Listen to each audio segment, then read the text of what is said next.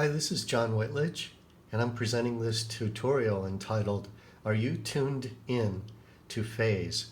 This is, of course, a play on words, because are you tuned into phase, or are you tuned in to the realities of phase and the implications of phase?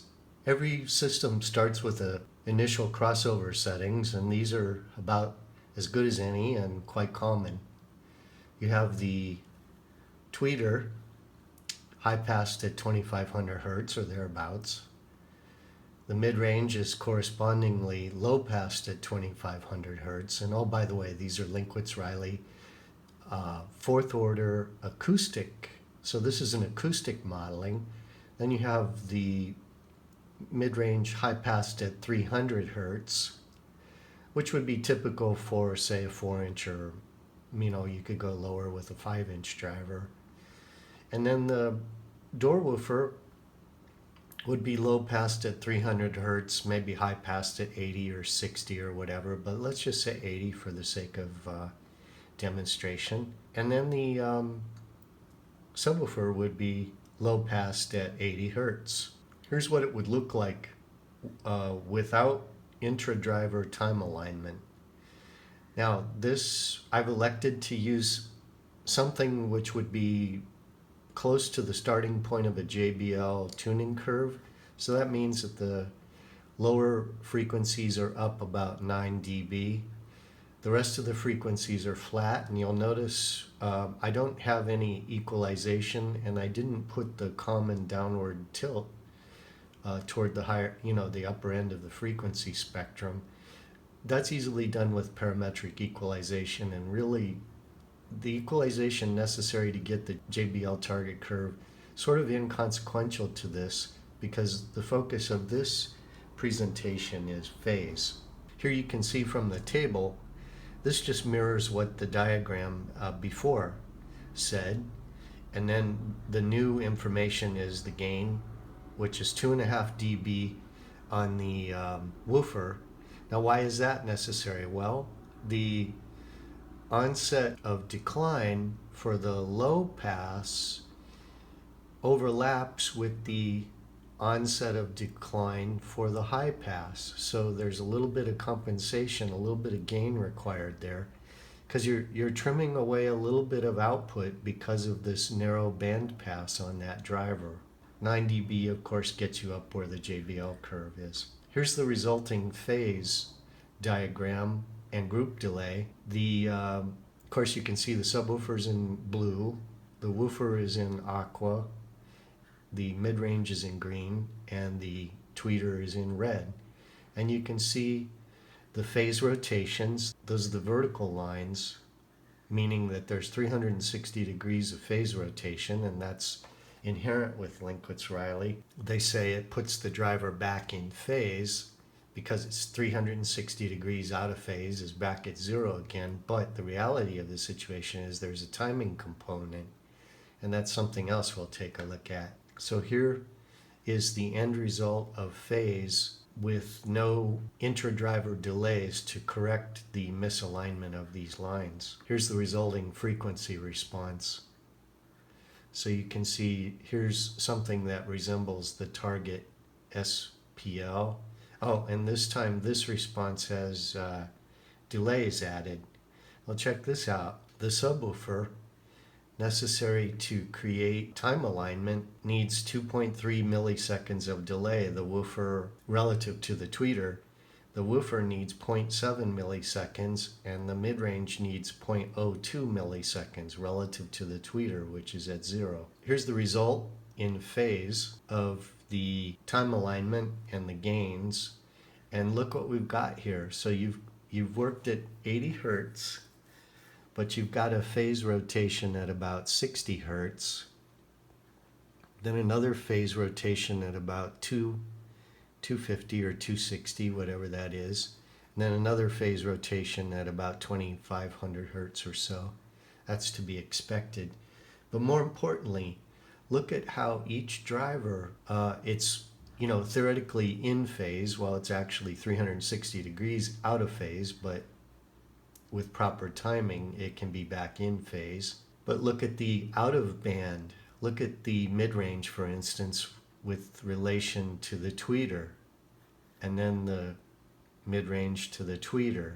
So this is below the crossover frequency, this is above the crossover frequency of the tweeter mid-range. And then look at the woofer. This is where it really gets bad. Aqua is the woofer and the green is the mid-range. And look at this, at 900 hertz, the woofer mid-range is out of phase by 144 degrees. Remember, 180 degrees is complete cancellation. So you're most of the way there to cancellation. Now the level difference is 36 dB. It's a little bit of cancellation at 36 dB, but the reality is you can hear that. Anybody can hear a 36 dB difference in something. Interestingly, the woofer and the subwoofer are quite nicely aligned. The green is the mid-range. So the mid-range subwoofer at 100 hertz would be 126 degrees out of phase, and again 36 dB down. So this is a problem.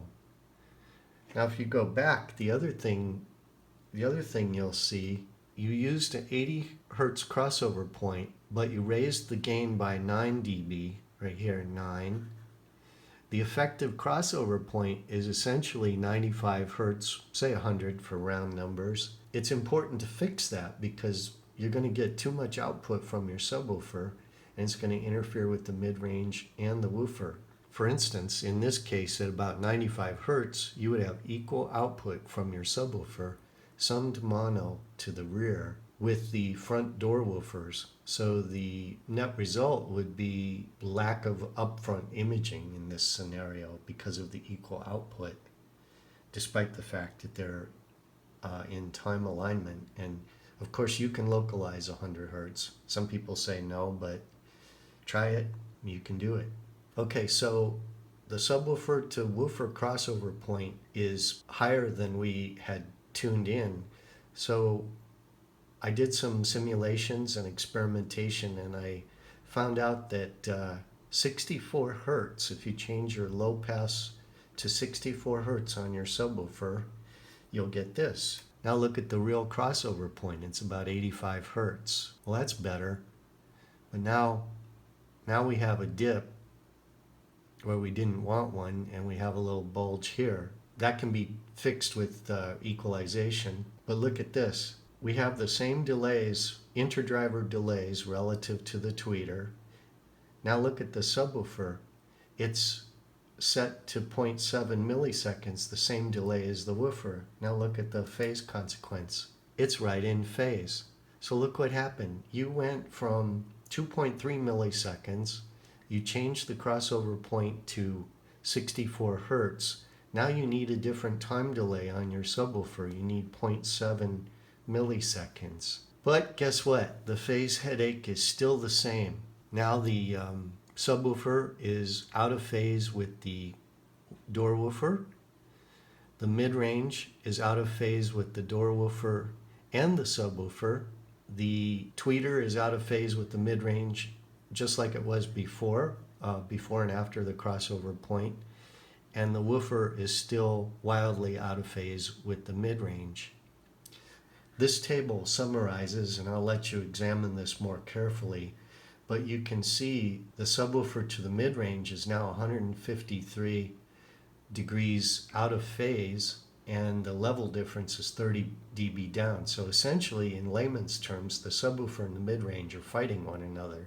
Same with the woofer and the mid-range, which is shown, here's the woofer right here at 100 hertz, and the mid-range at 100 hertz. This issue of phase is really a problem, and it's compromising the performance of your system. I worked for months using simulation software to figure out how to combat this, and I came to this solution. The subwoofer is given in red, the woofer is in green, the blue is the mid-range, and yellow is the tweeter. And look at this. The guiding philosophy of Steen Doyland, a legendary loudspeaker designer, claimed that all drivers must be in phase at all times at all frequencies. And look, the Magic Bus achieves this. This took a lot of work, and it requires a unique crossover topology, and it also requires careful time alignment techniques. Now remember, this is the predicted phase. This is an idealized plot, but you've got to start somewhere, and of course experimentally things aren't always as good as the theoretical prediction, but it's certainly better than this with all of these are problems going into it, and then the experimental uncertainties only worsen this scenario.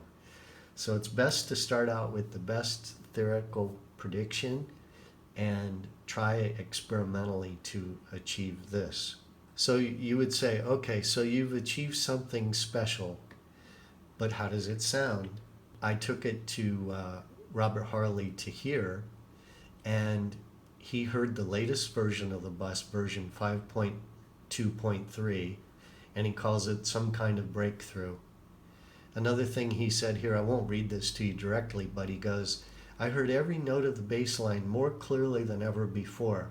When he said that, I looked at him and I said, you mean in a car? Or what is the qualification? And he goes, no, more clearly than ever before. And I said, in any system whatsoever? And he goes, yes, in any system. Even the most high-end, high-aspiration systems. And he goes on to say, world-class by any measure, judged against the most ambitious systems. The dynamic performance was stunning, without strain, top-to-bottom coherence, astounding kick drum attacks, which were startling, stopped quickly as they started, no overhang or blow, pitch precision. He played the Talking Heads in MQA, streamed from my LGV30, and he described this as a thrill ride, thrilling intensity. Another compliment he gave the system was, he said, if I closed my eyes, I'd never guess that I was sitting in the driver's seat of the van. All those frequencies being in phase, or all those drivers being in phase at all frequencies, lends itself to a coherence that is not normally heard. Robert Hartley went on to describe this as a 10-year fanatical pursuit, which to his ears represented a breakthrough. You have to hear the coherence, pitch precision, and transient fidelity to believe it. So that's Robert Hartley. And for those of you who don't know Robert Hartley, he was the technical editor at Stereophile who performed all the measurements for, I don't know, a dozen years or more. He's authored over 300 technical papers. He's a trained recording engineer. He taught recording engineering. And Robert Hartley is now the editor-in-chief of the Absolute Sound magazine. And many in the industry consider it the highest honor to get a review from Robert Hartley, because he is known to be, or to have, high integrity and only interview or only review those things that are of significance to the industry itself. So it was a tremendous honor and extremely important to have Robert Hartley say these sorts of things. Now, you could say, well, that's Robert Hartley, but hey, I've had Steve Hoffman, you've seen the movie. I've had Jeffrey Tanner, who designed the Neve consoles. I've had musicians, producers, audio reviewers, renowned audio competitors. Mike Mickney, who's a friend of Earl Zalzmer, says it could give any system a run for its money back then and even today, and believes that it very well could be the best mobile audio system in existence today. Earl Zalzmer, he autographed it, Perfection on Wheels. He calls it the best system available today, dedicated to high-end sound quality. And he also, when he recently heard version 5.2.3, he said privately, he said, this is it. He goes, there's no place else to go. This is it. This is as good as it gets. He goes, if you change something, You would risk ruining what you have. Don't change anything. So that's a paraphrase of what Earl Zausmer said. This brings me to the last slide. Conclusions. I just used the JBL curve for illustrative purposes. It may not be the curve for you. That's okay. I have my own curve, the Magic Bus target curve, and this was arrived at with the help of Steve McCormack, and is derived principally from the equal loudness contours. More importantly, a recording, mixing and mastering engineer like Steve McCormack used his ears and experience to calibrate the target curve, particularly in the bass output. And of course, he can't be wrong because Robert Harley also likes it, and so do many of the mixing and mastering engineers. You know, when Steve Hoffman heard my van, I didn't show him the back. When we got done listening, I went and showed him the back. He was stunned. He goes, I didn't even know this was here. He goes, the bass, I could feel it in my gut, but I didn't know that this subwoofer was making it, which of course is the highest compliment. As you all know, the worst thing you can do is make a subwoofer mono and put it behind you. But we low pass it and we time align it and we, equalize it to project as much of it forward as we possibly can so that it disappears into the front of the sound stage to the extent that we can. Using fourth order Linkwitz-Riley acoustic slopes aligns your drivers at the crossover point, but the intra-driver phase problems arise at other frequencies. Intra-driver time delays can be predicted by simulation, and I've developed a unique technique to experimentally validate and adjust the time alignment with unprecedented precision. And in fact, I can get the tweeter to mid-range time alignment to 0.003 milliseconds, in other words 3 microseconds, which is amazing. That's below the resolution of most processors because they stop at 0.01 milliseconds. This shows the necessity for more precision in the adjustment when you go from the tweeter to the mid. So the best you can do is just round up to the nearest 0.01 milliseconds and call it good. With regard to the mid to the woofer, due to the low pass characteristics, it makes it a little bit harder to match those up, and I'm able experimentally to get that to plus or minus 0.02 milliseconds. And then with the woofer to subwoofer, again, because the impulse peaks are more rounded, it's harder to pick out a peak. So that objectively led me to an accuracy of about 0.2 milliseconds. That's very precise time alignment for a subwoofer to woofer. Here's another lesson learned. If you adjust the level of the driver, you change the crossover point and its time alignment. So that subwoofer knob on your car, that thing should not be used.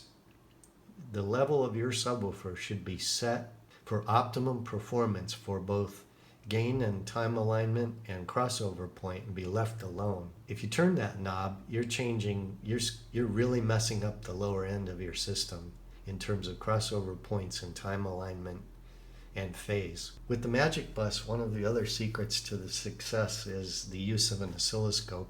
I went from the start, from the head unit, in my case the Sony GS9, I determined that clipping occurs at a volume of 47. So that means the highest useful volume on a Sony GS9 is 46. Then I went through the gain structure of the Helix processor. Then I looked at the gain and polarity associated with my Genesis amplifiers. And here's another thing that I've learned from experience. Customers can come to me and they can say, hey, well, we hook up the measurement system, in my case Fuzz Measure Pro with my Earthworks microphone, and then I measure. And we look at the impulse responses and I go, hey, one pair of your drivers is the wrong polarity. And they go, that's impossible. I wired plus to plus and minus to minus. And I said, look right here, you can see the impulse going negative. And they ask me to explain it. I go, I can't explain it. There must be an op amp or some circuit or something going on within that component to invert the polarity. And I go, watch this. and then I switch the speaker leads or do some other thing to invert the polarity, or even use the polarity inversion switch on the Helix DSP, run it again, and sure enough, there's a positive going spike instead of indicating positive polarity, and proving to them that something in their signal chain was inverting polarity, and they didn't even know it. And they're trying to adjust the crossover and the slopes, and they just have a total mess. So the first thing you have to do is make sure that every driver has the polarity you want. Let's say you're using you want second order acoustic slopes. Well, every other driver is going to have to be inverted in polarity. You're going to have to confirm that, otherwise you're going to have a mess. The main reason for doing this presentation is to demonstrate to you that your drivers are probably not in phase at all frequencies because you're using conventional crossover topologies. Sure, you're adjusting the time alignment, maybe you're nailing it, maybe you're not. And sure, you're using slopes, hopefully fourth order acoustic Linkwitz-Riley. And if you're not using that, you better be careful, because other slopes need different sorts of approaches, which I can help you with. I've been spending years reading basically everything about crossover topology, constant voltage crossovers, linear phase crossovers, topologies like Richard Vandersteen uses, which results in a right triangle impulse response. Most of us probably can't use that topology because in order to achieve that, the crossover slopes have to be pretty shallow. And if you have a subwoofer with a shallow low pass, it's going to draw too much attention to the rear. Furthermore, if you use it in your doors and the low pass is a shallow slope, your attention is going to be drawn to your feet on each side. In other words, that what people commonly call the rainbow effect. It kind of behooves us to use fourth order acoustic slopes to cut off the subwoofer and the door woofers so that our sound stage is not either drawn to the rear or drawn to the floor respectively. But more importantly, even if you do that, you're still going to run into phase problems. Finally, the Magic Bus, through state-of-the-art design, fabrication second to none, and proprietary tuning techniques, achieves unparalleled measure performance. And you can visit my website, magicbus.biz/measurements, and look at the comprehensive set of measurements, which includes frequency response, predicted phase, spectral decay, reverberation time inside the car. And it still stands today that no other competitor or car audio person has achieved interior acoustics equal to the Magic Bus. And I'm quite proud of that. It's not that somebody couldn't, it's just they didn't start with, most of you start with cars, and cars are the worst place to start. The increased volume of the internal volume of the Magic Bus is a much better place to start, and it gives me room to add the Helmholtz absorbers and the diffuser panels, which you've all read about. And ultimately, all of this translates to unequaled acclaim from home and mobile audio experts, and particularly home experts, because there are industry legends in mobile audio who have attempted to impress the home audio crowd, but they've not been able to do it. The Magic Bus and I are the first to bridge the chasm between mobile audio and home audio. And again, I'm quite proud of that. And that was done through good design, pure science and engineering. It was a tough road to hoe, believe me. I mean, I started out as a freak sideshow at home audio shows and gradually garnered acclaim and gradually improved the system over the years to get it where it is today. So mobile audio people, home audio people, producers, musicians, and mixing and mastering engineers have all complimented the bus and call it an amazing experience. This sort of experience can be yours if you pay attention to phase. And as a competitor, finals are over, the season is essentially over, this is the time to do the proper design for your system and prepare for next season. For you enthusiasts who don't compete, paying attention to phase can take your system to the next level is absolutely astounding to me with the simulations and the additional tuning that I've done, how the bus progressed to the next level of transparency and coherence and bass performance. Simply stunning. You have to ask yourself the question, are you tuned in to phase? And the answer is probably not, unless you employ some of the proprietary techniques that I've developed. Thank you for your attention. Thank you for listening. Good luck to all of you who are finishing up your year and making preparations for next year. And I look forward to being a positive part of that.